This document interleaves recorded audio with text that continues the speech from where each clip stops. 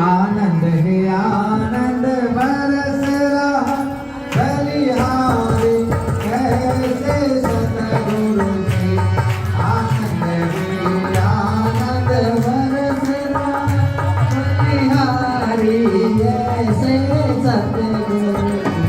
आनंद है आनंद बरस रहा बलिहारी ऐसे सतगुरु जी। आनंद है आनंद बरस रहा बलिहारी ऐसे सतगुरु जी। बलिहारी ऐसे सतगुरु जी। बलिहारी ऐसे सतगुरु जी। बलिहारी ऐसे सतगुरु जी। बलिहारी ऐसे सतगुरु जी। आनंद है आनंद बरस रहा बलिहारी ऐसे सतगुरु जी। आनंद है आनंद बरस रहा बलिहारी ऐसे सतगुरु जी।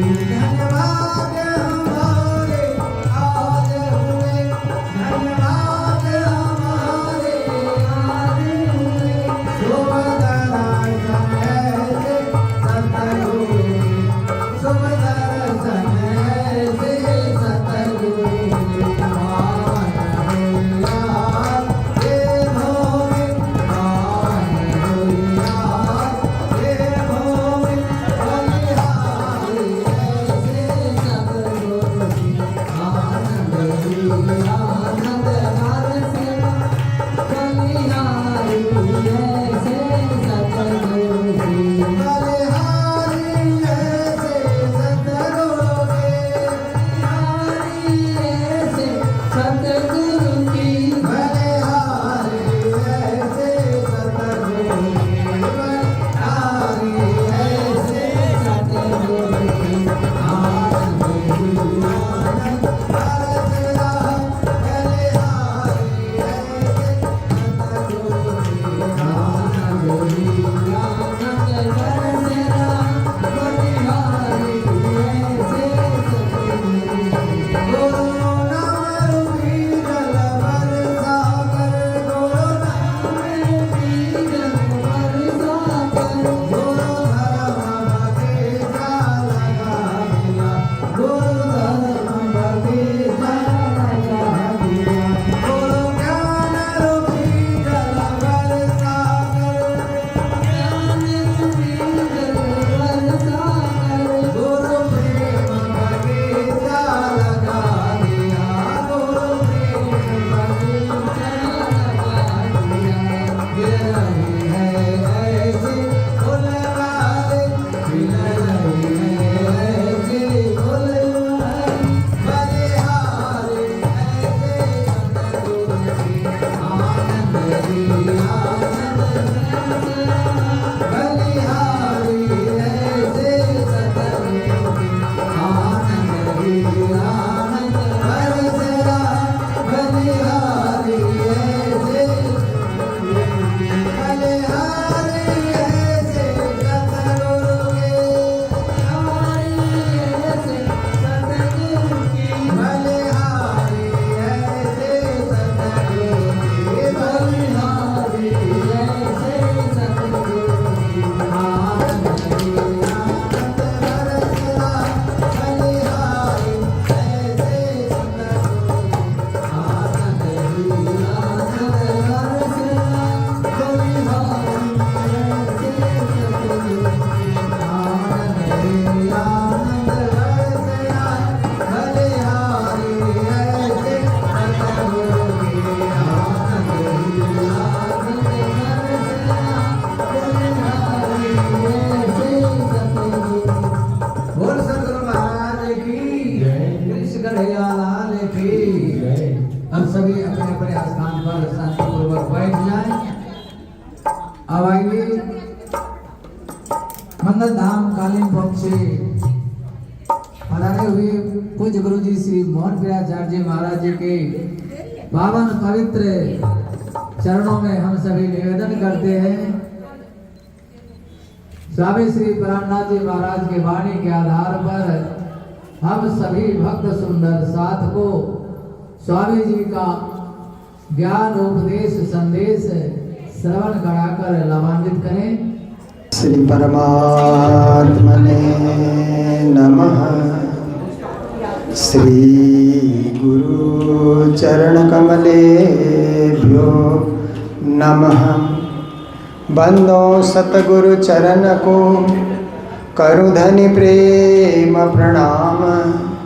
अशुभहरण मंगल करणा श्रीदेव चंद्र जी नाम। श्री प्राणनाथ तुम सत्य हो, तुमसे चलत जहाज। मैं अधीन करनी नहीं बाह ग्रहे की लाज। मंगल कृष्ण प्रणाम है, मंगल धर्म प्रकाश। मंगल सुंदर साथ है, मंगल धाम उजास। मंगल सुंदर साथ है, मंगल धाम उजास। बोलो वृंदावन बिहारी लाल की। श्री सद्गुरु महाराज की जय। श्री प्राणनाथ प्यारे की जय। गुरु जी मंगलदास महाराज की जय। भक्त और भगवान की जय।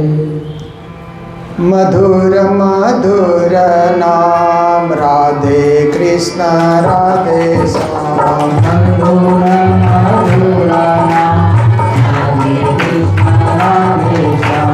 मधुर मधुर नाम राधे कृष्ण राधे श्याम। मधुर मधुर नाम राधे कृष्ण राधे श्याम। राधे कृष्ण राधे श्याम जय राधे कृष्ण राधे श्याम। राधे कृष्ण राधे श्याम जय राधे कृष्ण राधे श्याम। राधे कृष्ण राधे श्याम। राधे कृष्ण राधे श्याम। श्री राधे कृष्ण राधे श्याम। राधे कृष्ण राधे श्याम। मधुर मधुर नाम राधे कृष्ण राधे श्याम। मधुर मधुर नाम राधे कृष्ण राधे श्याम।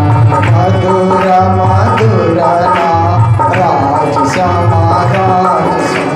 मधुर मधुर नाम राधे श्याम राधे श्याम। राज श्याम राज श्याम राज श्याम राज श्याम। मेरे राज श्याम राज श्याम। श्री राज श्याम राज श्याम।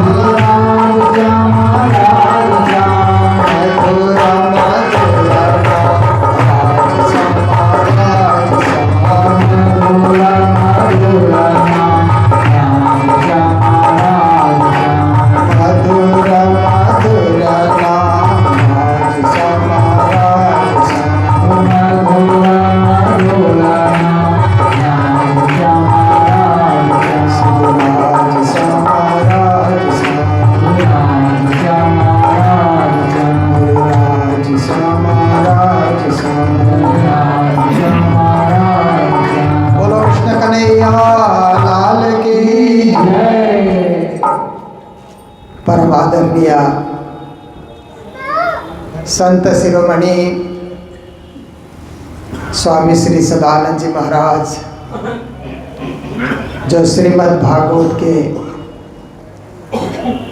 एक निरंतर कथाकार और जन सेवा में निरंतर समर्पित उनका जीवन है। पूरे भारत, नेपाल और विश्व के अन्य देशों में भी परिभ्रमण करते रहते हैं। तो आज यहाँ इस पवित्र मंदिर में आयोजक परिवार की ओर से श्रीमद् भागवत कथा प्रारंभ हो रही है और संयोग बस मुझे भी इस कार्यक्रम में आने का मौका मिला, तो आप सभी के दर्शन करने का सौभाग्य प्राप्त हुआ। हम लोग जयकारे लगाते हैं तो भक्त और भगवान की जय। ये जयकारा हिंदू समाज में आम लगता है, किसी भी मंदिर में जाइए, क्योंकि हिंदू समाज केवल भारत में नहीं है, नेपाल में भी है, भूटान में भी है, विश्व के 100 से अधिक देश में हिंदू समाज है। और जहाँ भी हिंदू समाज रहता है तो सीताराम, राधे कृष्णा, ये जो हमारी भक्ति है ना, कहीं ना कहीं करते हुए मिलते हैं। और कहीं ना कहीं रामायण की कथा और भागवत की कथा भी होती ही होती है। चाहे विदेश की भूमि में 2-4 परिवार रह रहे हैं, हिंदू परिवार, वे भी रामायण का पाठ करते हैं, गीता का पाठ करते हैं, कृष्ण चरित्र सुनते हैं, भागवत सुनते हैं। और हमारे देश में तो देखिए, शहर शहर, गांव गांव, गली गली, हर जगह कथा होती रहती है। और अब समय भी ऐसा आ गया है कि विश्व को हिंदू धर्म फिर से पहचान करने का मौका मिल रहा है। कोई समय ऐसा था कि भारत विश्व गुरु के रूप में पहचाना जाता था। विश्व भर के लोग भारत की खोज में आते थे। एक दोहा आपने सुना होगा ना, सुकरात कहे सिकंदर से जरा हिंदुस्तान जाना, गौ गंगा गीता गायत्री और एक गुरु लेकर के आना। बोलो कृष्ण कन्हैया लाल की। पश्चिम जगत के दार्शनिक को सुकरात कहते हैं, अंग्रेजी में सोक्रेटस बोलते हैं उसका नाम। तो सोक्रेटस, सुकरात राजा सिकंदर से कहता है कि तुम दिग्विजयी तो बन रहे हो, विश्व विजयी बन रहे हो, पर तुम जरा हिंदुस्तान जाना। क्योंकि हिंदुस्तान तब विश्व गुरु था। विश्व भर के लोग पढ़ने के लिए, व्यापार करने के लिए, सभ्यता सीखने के लिए, संस्कृति सीखने के लिए भारत आते थे। क्योंकि भारत भूमि में ऋषियों ने, मुनियों ने, ज्ञानियों ने प्राचीन काल से ही सभ्यता का विकास किया, संस्कार का विकास किया, धर्म का विकास किया और मानवता के हित चित के लिए कार्य किया। तो विश्व में इतनी बड़ी शिक्षा भी नहीं थी जो भारत में शिक्षा केंद्र चलते थे। भारत में जो गुरुकुल चलते थे, ऐसे गुरुकुल विश्व में चलते भी नहीं थे। तो भारत आने के लिए सभी राजा लोग, सभी गुरु लोग भी तरसते थे, परंतु तब सुविधा इतनी नहीं थी ना। आजकल तो पानी जहाज़ की सुविधा, हवाई जहाज़ की सुविधा, रेल की सुविधा, गाड़ी की सुविधा सर्वत्र हो गई। तो दुनिया में कहीं भी चाहें अभी जा सकते हैं, बस वीज़ा मिलना चाहिए उस देश का। विश्व के 191 देश हैं ना दुनिया में। आप चाहें तो जहाँ भी जा सकते हैं, क्योंकि सुविधा हो गई आज के ज़माने में। पहले तो पैदल चलना पड़ता था, पालदार जहाज़ में चढ़ना पड़ता था, तब भी लोग भारत आते थे, भारत में अध्ययन करने के लिए, भारतीय संस्कृति को जानने के लिए। तो सुकरात ने सिकंदर बादशाह से कहा कि अरे सिकंदर, तुम लड़ाई लड़ते हो तो हिंदुस्तान जाओ। हिंदुस्तान जा कर के क्या करना? कहता है गो गंगा गीता गायत्री और एक गुरु, ये भारत में मिलते हैं और देश में नहीं है। क्योंकि गाय की पूजा भारत में होती है और देश में तो लोग गाय का दूध भी पीते हैं और गाय को भी खा जाते हैं। जब तक दूध देती है तो दूध पीते हैं, जब दूध देना बंद करेगी तो समूचे गाय को ही खा जाएंगे। पर हमारे देश में गौ को माता कहा जाता है। गौ माता, धरती माता, हम लोग धरती की भी पूजा करते हैं, धरती माता, क्योंकि अन्न फल फूल इत्यादि धरती माता से हम लोग ग्रहण करते हैं। गौ माता से दुग्धपान करते हैं, अपने माँ के समान गाय को भी मान देते हैं, सम्मान देते हैं, इज्जत देते हैं। तो भारतीय नस्ल की जो गाय हैं उनका दूध अमृत के समान माना जाता है। ऐसे तो हमारे नस्ल की गाय से ज़्यादा विदेशी नस्ल की गाय दूध देती है ना। हमारे नस्ल में तो देखिए कोई 5 लीटर 10 लीटर, जो गुजरात की गाय है गिर गाय बोलते हैं ना, उस गाय को सर्वश्रेष्ठ गाय माना जाता है, गिर गाय। तो ब्राज़ील का एक शासक गुजरात के गोंडेल के राजा से आकर के मिला और कहने लगा कि हमें 50 गाय दीजिए, ये गिर गाय हमें 50 दीजिए। तो गोंडेल के राजा ने एक एग्रीमेंट बनाया कि ये गाय तुम केवल दूध पीने के लिए प्रयोग करोगे, मांस बिक्री नहीं करोगे। अगर इस बात को तुम मानते हो तो हम 50 गाय देने को तैयार हैं। उसने उसमें मान लिया, उस एग्रीमेंट में उसने सिग्नेचर किया। फिर जहाज़ में 50 गाय लेकर के ब्राज़ील, दक्षिण अमेरिका का बड़ा देश है ना ब्राज़ील, वहाँ लेकर के पहुँचा और उनकी संतानें होती गई 50 से 500, 5000, बढ़ते बढ़ते 50,000 और भी ज़्यादा। ब्राज़ील देश तो भारत से भी बड़ा है। तो धीरे धीरे उन्होंने क्या किया कि उस देश से उस गिर गाय को अन्य देशों में बेचना शुरू किया। भारत के लोगों को पता ही नहीं है कि भारत की गाय विदेश में बिक रही है। और गिर गाय का दूध अमृत के समान होता है। बाकी जर्सी गाय का दूध और हॉल्स्टन बोलते हैं ना गाय, फिजिशियन, हॉल्स्टन, जर्सी, इन गायों के दूध में कोई ना कोई बीमारी होती है, इसका रिसर्च भी होता है। पर भारतीय नस्ल की जो गाय है, गिर गाय देखिए, साहिवाल कहते हैं, थार पारकर कहते हैं, कई जात की है ना, 32-35 नस्ल की गाय है भारत में। और एक ही गौशाला में भारत की सारी नस्ल की गाय देखनी हो तो आप कोल्हापुर चले जाइए, वहाँ काड़ सिद्धेश्वर आश्रम है, वहाँ महाराज जी रहते हैं। उन्होंने भारत की सारी नस्ल की गायों को एक ही गौशाला में पाल रखा है। कोई गाय इतनी छोटी है, बकरी से भी छोटी गाय है, और कोई बड़ी ऊंची गाय है, किसी गाय के थन जमीन में लटक रहे हैं।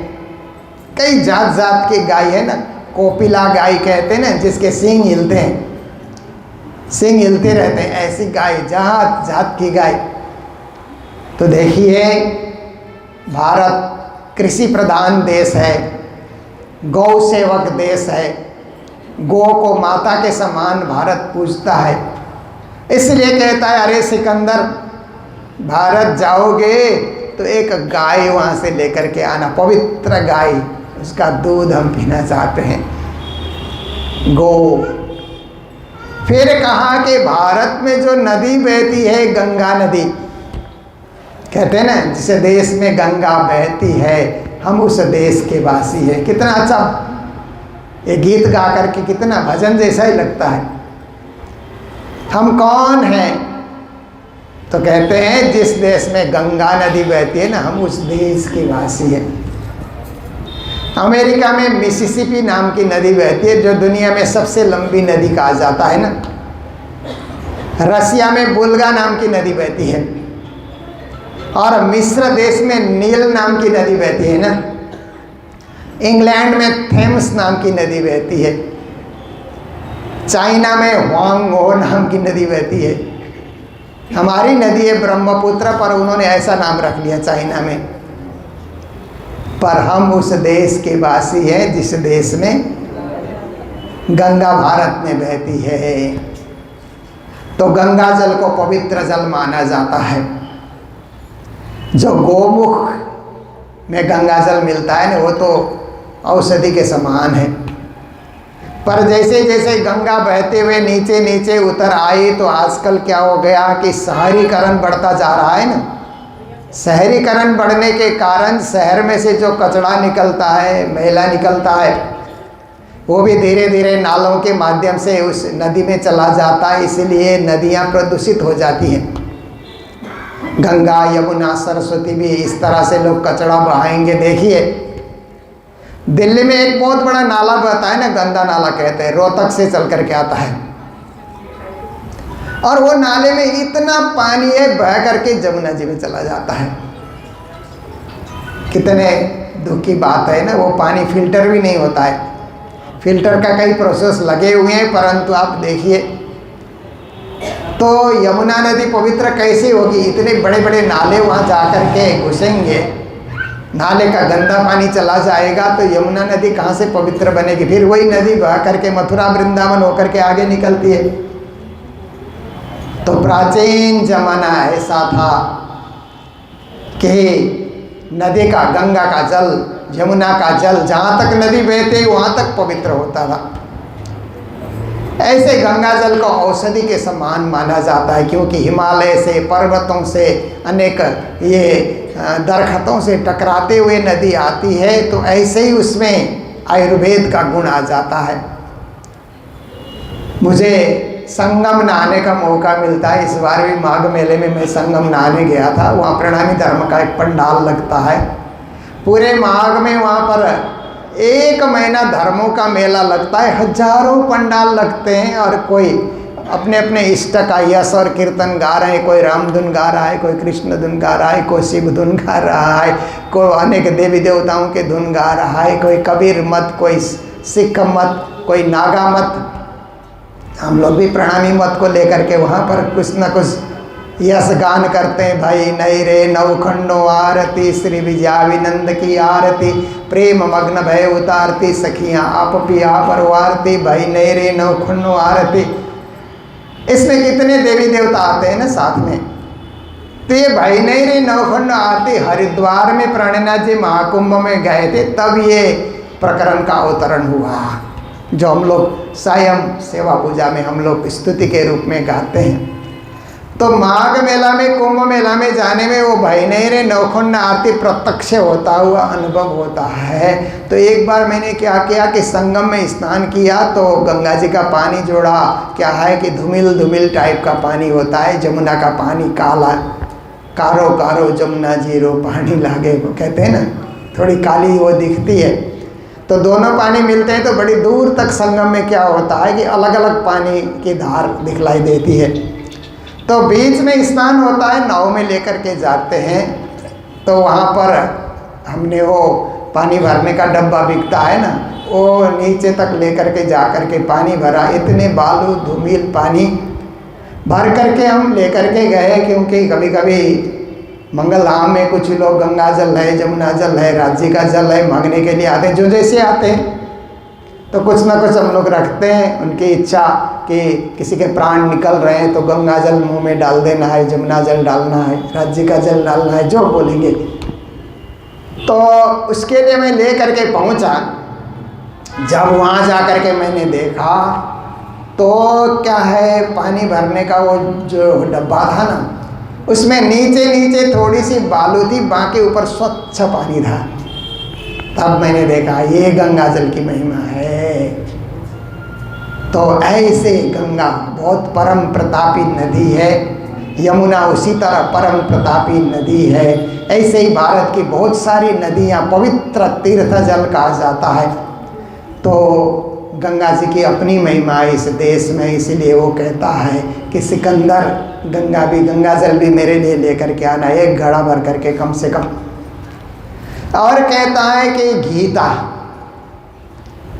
जो गीता है श्री कृष्ण का उपदेश अर्जुन के लिए, ऐसा कहा जाता है कि अर्जुन एकदम युद्ध लड़ने के लिए मना करने लगे। प्रभु मेरे से युद्ध नहीं लड़ा जाएगा, मेरे तो रोंगटे खड़े हो रहे हैं, मुख सूख रहा है सबको देख करके, कैसे बाण प्रहार करूं, और धड़कनें बढ़ रही है, हर प्रकार से मेरे में कमजोरी आ रही है, गांडीव धनुष भी मेरे हाथ से गिर रहा है, वो वजन उठाने की क्षमता भी मेरे में नहीं रही, क्योंकि सामने सब स्वजन बंधु बांधव अपने ही रिश्तेदार, अपने ही गुरुजन, अपने ही भाई बंधु, काका मामा, सब के सब उनके विरुद्ध बाण प्रहार करके मैं युद्ध जीत भी जाऊंगा तो क्या राज्य मैं भोगूंगा, क्या सुख मैं भोगूंगा? सब तो मारे जाएंगे, सब स्त्रियां विधवा बन जाएंगी।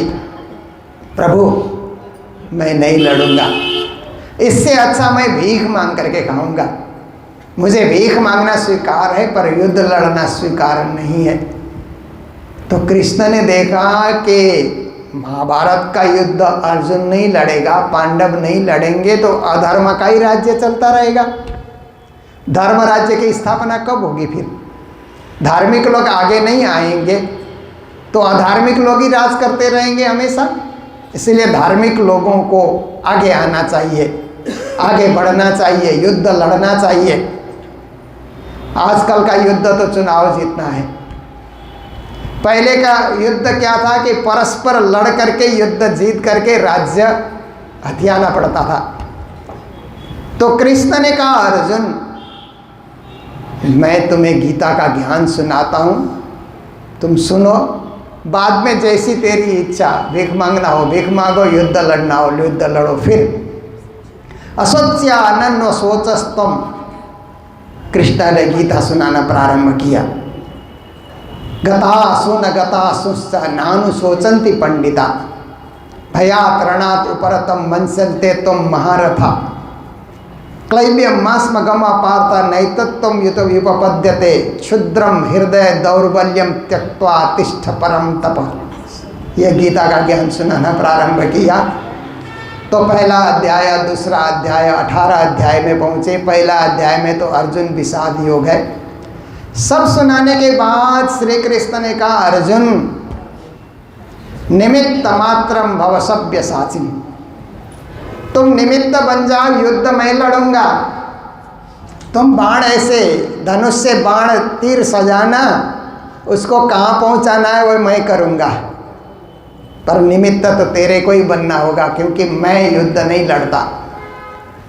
मैं इशारा करूँगा, सब कुछ करूँगा, सारथी बना हुआ हूँ, युद्ध तो तुम्हें ही लड़ना है। तो ऐसा कहा करके श्री कृष्ण ने गीता का ज्ञान दिया। ज्ञान योग, भक्ति योग, कर्म संन्यास योग, सब कुछ उन्होंने, पुरुषोत्तम योग, सब कुछ उन्होंने सुनाया। और सुनाने के बाद कहा कि अर्जुन मैंने तुम्हें ज्ञान दे दिया, ये उपनिषदों का सार है, ऐसे साधारण ज्ञान नहीं, ये दिव्य ज्ञान है। और मेरे अंतर मन में पूर्ण ब्रह्म परमात्मा उदय होकर के ये ज्ञान सुना रहे हैं। परम ही ब्रह्म कथितो योग युक्तेन चेतसा, मेरे अंदर योग युक्त होकर के परब्रह्म ही इस ज्ञान का कथन कर रहे हैं। यथेच्छसि तथा कुरु, अब तुम्हारी जैसी इच्छा होगी वैसे तुम करो। तो अर्जुन ने कहा प्रभु करिष्ये वचनम तव, आपके वचनों का पालन होगा, मैं युद्ध लड़ूंगा। मुझे ज्ञान की प्राप्ति हो गई। अगर हम नहीं लड़ेंगे तो अधर्म का राज कालांतर तक चलता रहेगा। हम लड़ेंगे, जीतेंगे और धर्म राज्य की स्थापना करेंगे, धर्मराज युधिष्ठिर को राजा बनाएंगे। तो कृष्ण ने जो गीता का ज्ञान दिया, सर्वोपनिषदो गावो दुग्धा गोपाल नंदना पार्थो वत्स सुधीर भोक्ता दुग्धम गीतामृतम महत्। गीता के महात्म्य में कहा है कि सारे उपनिषदों को गाय समझ करके, अर्जुन को बछड़ा बना करके, कृष्ण स्वयं ग्वाला बन करके दूध निकालने का, गाय दोहने का कार्य करते हैं। और वह दूध जो निकलता है वही गीता है। अमृत के समान गीता गाय के दूध निकालने की तरह उपनिषद से दोहन किया गया। और वो गीता रूपी अमृत को कौन पीता है? तो पार्थो वत्स सुधीर भोक्ता, ज्ञानी जन उसको पीते हैं, अज्ञानी नहीं पी सकते हैं गीता रूपी अमृत। क्योंकि अज्ञानी को तो क्या है, कमाओ खाओ कमाओ खाओ, उसी में ही उनको, उसी में रमे हुए हैं, उससे आगे कुछ सोच नहीं सकते।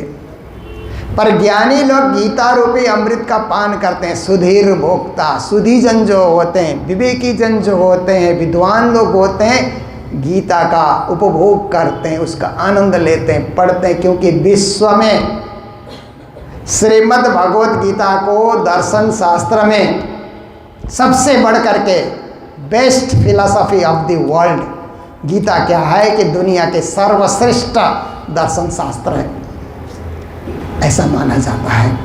तो कहता है कि सिकंदर गीता भी मेरे लिए भारत से लेकर के आना, क्योंकि गीता भारत में ही मिलती है।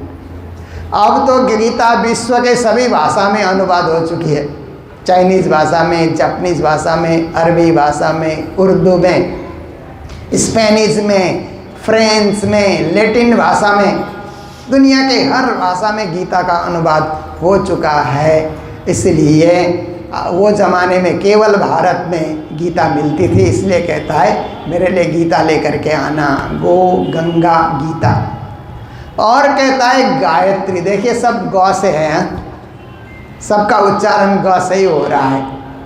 और मैंने सुना है कि भारत में गायत्री मंत्र का जाप होता है गायत्री देवी को रिझाने के लिए, क्योंकि ये गायत्री क्या है कि सृष्टि के आरंभ में गायत्री देवी उपस्थित होती है, और गायत्री से ही 4 वेदों का आविर्भाव होता है।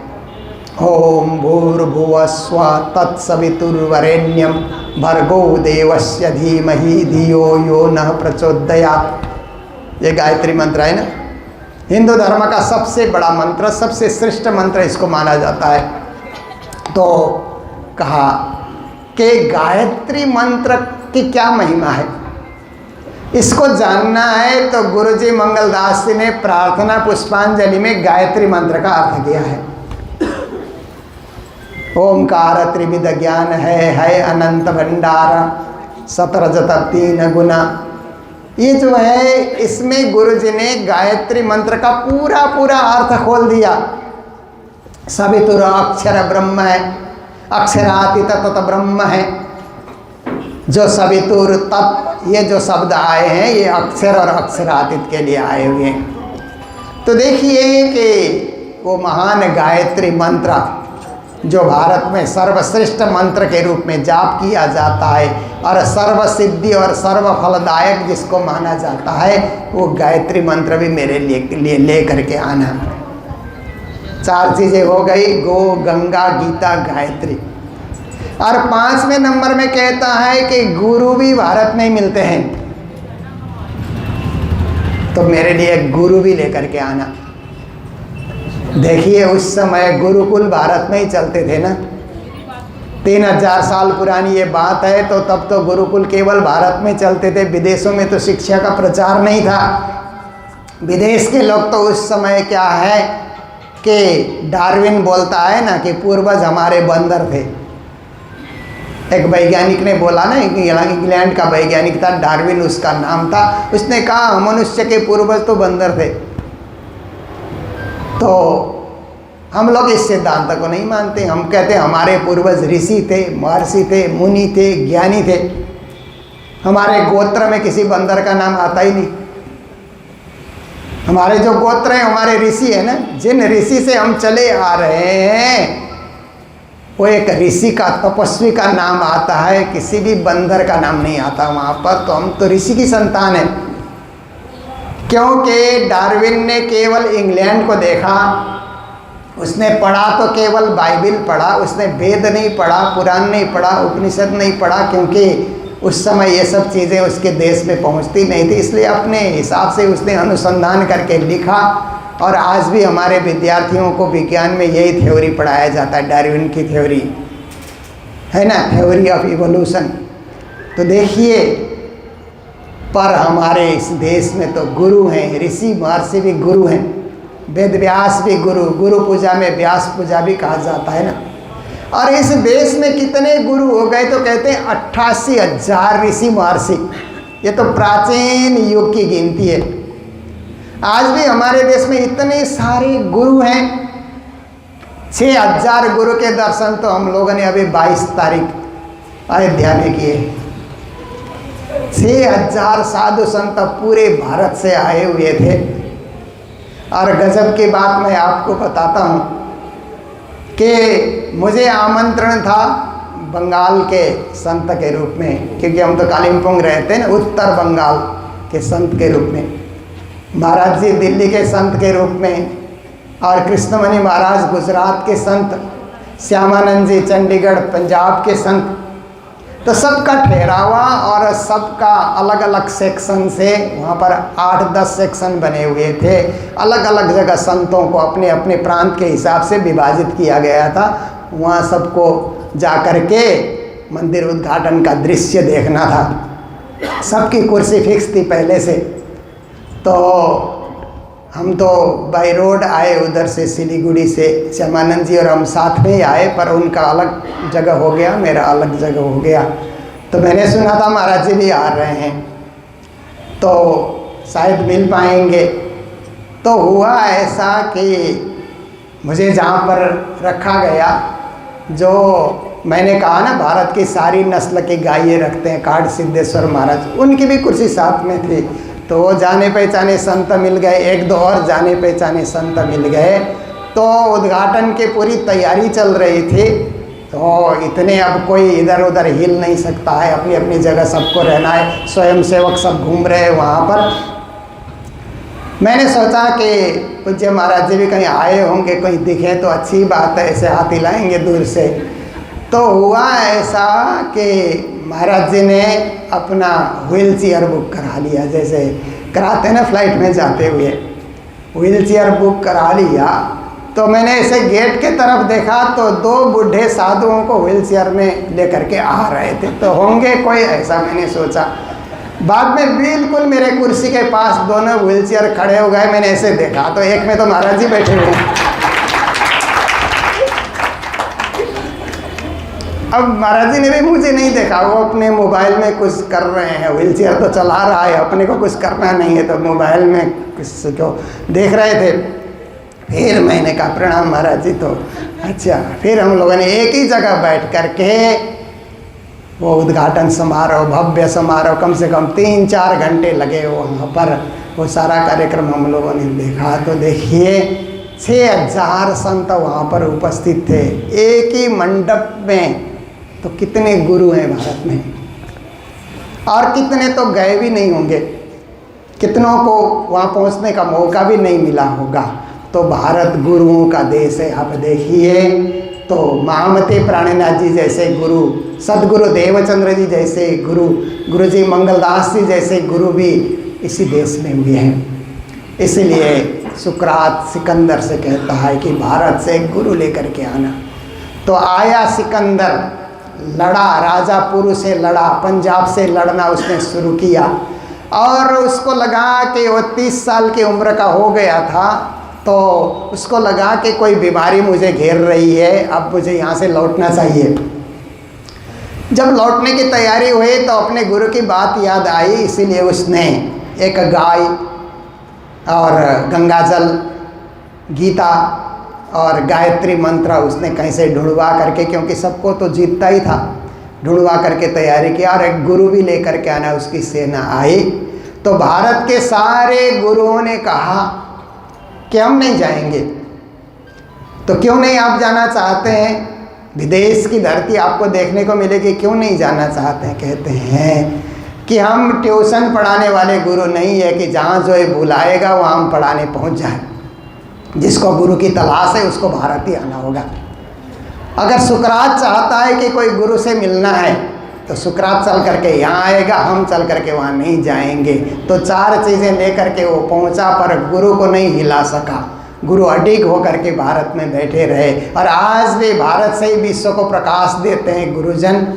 भारत की ये महिमा है, ये गुरुओं का देश है, ज्ञानियों का देश है, और ये त्यागियों का देश है, महापुरुषों का देश है।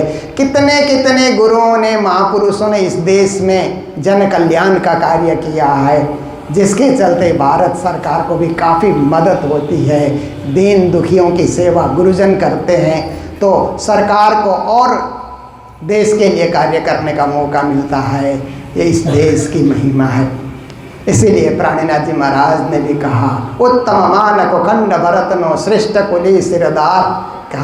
कहा कि मनुष्य जन्म उत्तम है और भारत भूमि का जन्म उत्तम है, कलियुग का जन्म उत्तम है। और सच्चे सद्गुरु की प्राप्ति भी उत्तम कार्य है। जीवन में हम ऐसे उत्तम उत्तम कार्य करते चलें ताकि जीवन हमारा सुंदर बने, सुमधुर बने, सारगर्भित बने। तो इन्हीं शब्दों के साथ थोड़ी सी वाणी चर्चा और थोड़े से देश की महिमा, धर्म की महिमा मैंने आपके समक्ष रखी है। अब पूज्य महाराज जी अपने दिव्य संदेश के साथ श्रीमद् भागवत आप सबके समक्ष रखेंगे। जय जयकार करते हुए बोलो कृष्ण कन्हैया लाल की, सदगुरु महाराज की, श्री प्राणनाथ प्यारे की, आज के आनंद के।